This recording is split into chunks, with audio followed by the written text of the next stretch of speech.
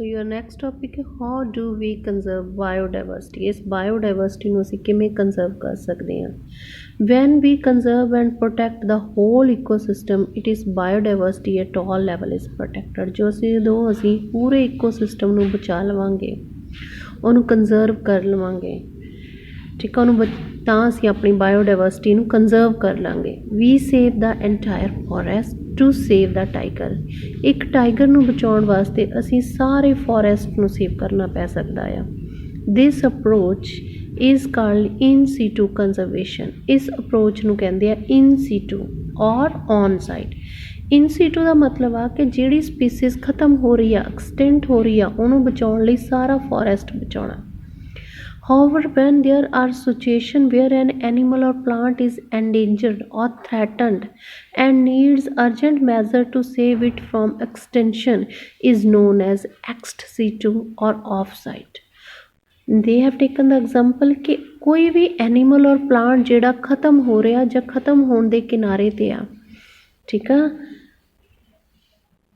ਤਾਂ ਅਸੀਂ ਉਹਨੂੰ ਬਚਾਉਣ ਲਈ ਉਸ ਜਗ੍ਹਾ ਤੋਂ ਕੱਢ ਲਿਆਈਏ। Need urgent measure to save it from extinction. ਉਹਨੂੰ ਉੱਥੋਂ ਬਚਾਉਣ ਦੇ ਲਈ ਬਹੁਤ ਜ਼ਰੂਰੀ ਆ, ਅਰਜੈਂਟ ਆ, ਉਹਨੂੰ ਉਸ ਜਗ੍ਹਾ ਤੋਂ ਕੱਢ ਲਿਆਂਦਾ ਅਤੇ ਉਹਨੂੰ ਇੱਕ ਜਗ੍ਹਾ ਦੇ ਉੱਤੇ ਲਿਆ ਕੇ ਰੱਖ ਲਿਆ ਜਿੱਥੇ ਉਹਨੂੰ ਇਕੱਲੇ ਦੀ ਕੇਅਰ ਹੋ ਰਹੀ ਆ। ਉਹ ਤੋਂ ਇਕੱਲੇ ਤੋਂ ਅੱਗੇ ਮਲਟੀਪਲ ਕਾਪੀਜ਼ ਤਿਆਰ ਕੀਤੀਆਂ ਜਾ ਰਹੀਆਂ ਨੇ। ਇਕੱਲੇ ਨੂੰ ਬਚਾਉਣਾ, ਐਂਡੇਂਜਰਡ ਸਪੀਸੀਜ਼ ਨੂੰ, ਉਹਨੂੰ ਕਹਿੰਦੇ ਆ ਐਕਸ ਸੀਟੂ ਔਰ ਆਫ ਸਾਈਟ ਕੰਜ਼ਰਵੇਸ਼ਨ। ਠੀਕ ਆ। ਇਹਦੇ ਲਈ ਜਿਵੇਂ ਤੁਹਾਡੇ ਕੋਲ ਫਾਰ ਐਗਜ਼ਾਮਪਲ ਇਹਦੀ ਆਫ ਸਾਈਡ ਦੀ ਐਗਜ਼ਾਮਪਲ ਲੈ ਰਹੀ ਹਾਂ, ਆ ਤਾਂ ਤੁਹਾਨੂੰ ਪਤਾ ਲੱਗਿਆ ਫੋਰੈਸਟ ਨੂੰ ਕੰਜ਼ਰਵ ਕਰਨਾ। ਆਫ ਸਾਈਡ ਦੀ ਐਗਜ਼ਾਮਪਲ ਲੈ ਰਹੀ ਹਾਂ ਮੈਂ ਟਾਈਗਰ ਦੀ। ਲੁਧਿਆਣੇ ਟਾਈਗਰ ਸਫਾਰੀ ਬਣੀ ਹੋਈ ਆ। ਸਫਾਰੀ ਦਾ ਮਤਲਬ ਇਹੀ ਆ ਕਿ ਜਿਹੜੇ ਸਪੀਸੀਜ਼ ਐਕਸਟੈਂਟ ਹੋ ਰਹੀ ਆ ਉਹਨਾਂ ਨਾਂ ਰੱਖਤਾ ਟਾਈਗਰ ਸਫਾਰੀ। ਸਫਾਰੀ ਜਿਹੜੀ ਚੀਜ਼ ਸਪੀਸੀਜ਼ ਐਕਸਟੈਂਟ ਹੋ ਰਹੀ ਆ ਉਹਨੂੰ ਉੱਥੋਂ ਕੱਢ ਲਿਆਓ ਅਤੇ ਉਹਨੂੰ ਅਲੱਗ ਜਗ੍ਹਾ 'ਤੇ ਜਾ ਕੇ ਰੱਖਣਾ। ਹੁਣ ਲੁਧਿਆਣੇ ਕੀ ਰੱਖਿਆ ਹੋਇਆ ਉੱਥੇ ਟਾਈਗਰ। ਟਾਈਗਰ ਖਤਮ ਹੋਣ ਵਾਲੇ ਸੀ ਤਾਂ ਉੱਥੋਂ ਟਾਈਗਰ ਅਲੱਗ-ਅਲੱਗ ਜਗ੍ਹਾ 'ਤੇ ਉੱਤੇ ਦਿੱਤੇ ਗਏ ਕਿ ਇਹਨਾਂ ਦੀ ਸਪੈਸ਼ਲ ਕੇਅਰ ਹੋਵੇ ਤਾਂ ਕਿ ਇਹਨਾਂ ਦਾ ਨੰਬਰ ਇਨਕਰੀਜ਼ ਕੀਤਾ ਜਾ ਸਕੇ। In situ conservation faced with conflict between development and conservation, many nations find it unrealistic and economically not feasible to conserve all their biological wealth.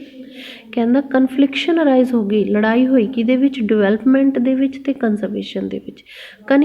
ਕਈ ਨੇਸ਼ਨਸ ਨੇ ਇਸ ਚੀਜ਼ ਨੂੰ ਰਿਲਾਈਜ਼ ਕੀਤਾ ਅਨਰਿਲਾਸਟਿਕ ਐਂਡ ਇਕਨੋਮਿਕਲੀ ਨੋਟ ਫਿਜ਼ੀਬਲ ਟੂ ਕੰਜ਼ਰਵ ਕਿ economically ਜੇ ਅਸੀਂ ਸਾਰੀ biological wealth ਬਚਾਉਂਦੇ ਹਾਂ ਇਹ ਈਜ਼ੀ ਨਹੀਂ ਹੈਗਾ। ਇਟ ਇਜ਼ ਐਨ ਅਨਰਿਲਾਸਟਿਕ ਫਿਨੋਮੀਨਾ ਕਿ ਅਸੀਂ ਡਿਵੈਲਪਮੈਂਟ ਵਾਸਤੇ, ਇਕਨੋਮਿਕਸ ਵਾਸਤੇ ਸਾਰੀ ਬਾਇਓਡਾਇਵਰਸਿਟੀ ਨਹੀਂ ਬਚਾ ਸਕਦੇ।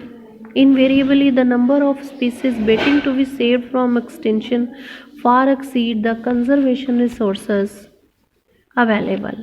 On global basis, this problem has been addressed by Amint Conservation. They identified them for maximum protection certain biodiversity hotspot region with very high level of species richness and high degree of endemism. ਇਹਦੇ ਵਿੱਚ ਕੀ ਕੀਤਾ ਕਿ ਉਹਨਾਂ ਨੇ global level ਦੇ ਉੱਤੇ ਇਹ problem ਨੂੰ ਅਡਰੈਸਡ ਬਾਏ ਕੰਜ਼ਰਵੇਸ਼ਨਲਿਸਟ। ਹੁਣ ਜਿਹੜੇ ਕਿ ਉਹ ਜਿਹੜੇ ਡਾਇਵਰਸਿਟੀ ਨੇਚਰ ਪ੍ਰਤੀ ਸੈਂਸਿਟਿਵ ਨੇ ਉਹਨਾਂ ਨੂੰ ਕਹਿ ਦਿੰਦੇ ਆ ਕੰਜ਼ਰਵੇਸ਼ਨਲਿਸਟ। ਉਹਨਾਂ ਨੇ ਕੀ ਬਣਾਇਆ ਕਿ ਮੈਕਸੀਮਮ ਪ੍ਰੋਟੈਕਸ਼ਨ ਵਾਸਤੇ ਉਹਨਾਂ ਨੇ ਕੀ ਕਿਹਾ ਕਿ ਅਸੀਂ ਮੈਕਸੀਮਮ ਪ੍ਰੋਟੈਕਸ਼ਨ ਕਿਸ ਤਰ੍ਹਾਂ ਕਰ ਸਕਦੇ ਹਾਂ ਬਾਇਓਡਾਇਵਰਸਿਟੀ ਹੌਟਸਪੌਟ ਰੀਜਨ ਬਣਾ ਕੇ। ਅਸੀਂ ਇਸ ਤਰ੍ਹਾਂ ਮੈਕਸੀਮਮ ਪ੍ਰੋਟੈਕਸ਼ਨ ਕਰ ਸਕਦੇ ਹਾਂ ਜਿਹੜੀ ਕੌਨਫਲਿਕਸ਼ਨ ਅਰਾਈਜ਼ ਹੋਈ ਸੀ ਉਹਨੂੰ ਖ਼ਤਮ ਕਰਨ ਦਾ। ਠੀਕ ਆ। ਉਹਨੂੰ ਉਹਨਾਂ ਨੇ ਕਹਿਤਾ ਐਂਡੇਮਿਜ਼ਮ। ਐਂਡੇਮਿਜ਼ਮ ਕੀ ਆ? Species confined to that region and not found anywhere else. ਕਿ ਉਹ ਸਪੀਸੀਜ਼ ਜਿਹੜੀਆਂ ਉਸ ਏਰੀਏ ਦੇ ਵਿੱਚ ਪਾਈਆਂ ਜਾਂਦੀਆਂ ਨੇ ਉਹ ਉੱਥੇ ਹੀ ਰਹਿਣਗੀਆਂ, ਉੱਥੋਂ ਕਿਤੇ ਹੋਰ ਨਹੀਂ ਜਾਣਗੀਆਂ। ਉਹ ਕਹਿੰਦੇ ਇਸ ਤਰ੍ਹਾਂ ਹੌਟਸਪੌਟ ਬਣਾ ਦਿਓ ਤੁਸੀਂ, ਉਹਦੇ ਵਿੱਚੋਂ ਨਾ ਕੁਝ ਯੂਜ਼ ਕਰੋ।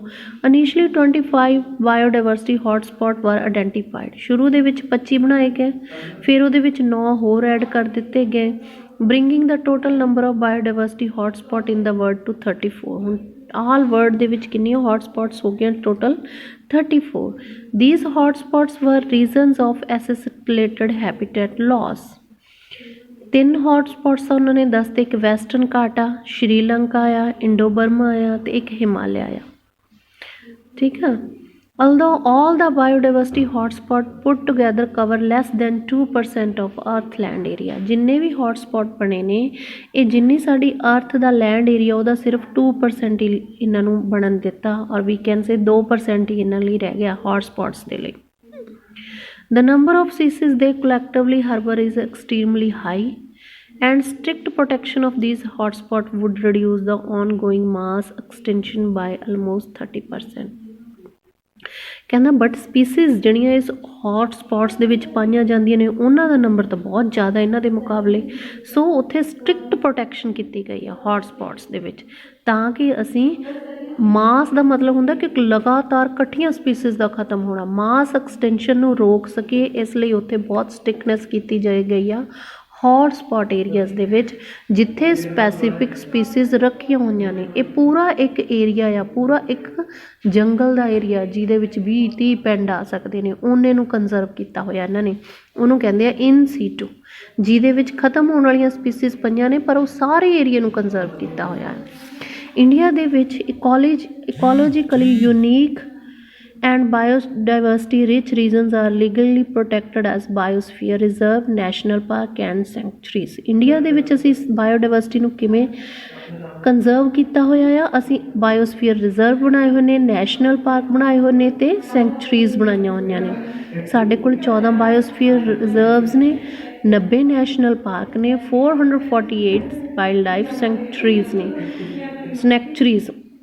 India has a history of religious and cultural tradition that emphasize protection of nature। ਉਸ ਤੋਂ ਬਿਨਾਂ ਇੰਡੀਆ ਦੀ ਜਿਹੜੀ ਰਿਲੀਜੀਅਸ ਅਤੇ ਕਲਚਰ ਟ੍ਰੈਡੀਸ਼ਨ ਆ ਉਹ ਵੀ ਸਾਨੂੰ ਇਸ ਚੀਜ਼ ਦੇ ਉੱਤੇ ਹੀ ਐਮਫੇਸਾਈਜ਼ਡ ਕਰਦਾ ਕਿ ਅਸੀਂ ਆਪਣੇ ਨੇਚਰ ਨੂੰ ਪ੍ਰੋਟੈਕਟ ਕਰੀਏ, ਇਸ ਚੀਜ਼ ਦਾ ਹੀ ਦਬਾਅ ਪਾਉਂਦਾ ਸਾਡਾ ਰਿਲੀਜੀਅਸ ਵੀ। In many culture, tracts of forest were set aside and all the trees and wildlife within were ventilated and given total protection। Such scared groups are found in Khasi and Janta Hills in Meghalaya, Aravalli Hills of Rajasthan, Western Ghat region of Karnataka and Maharashtra and Sarguja।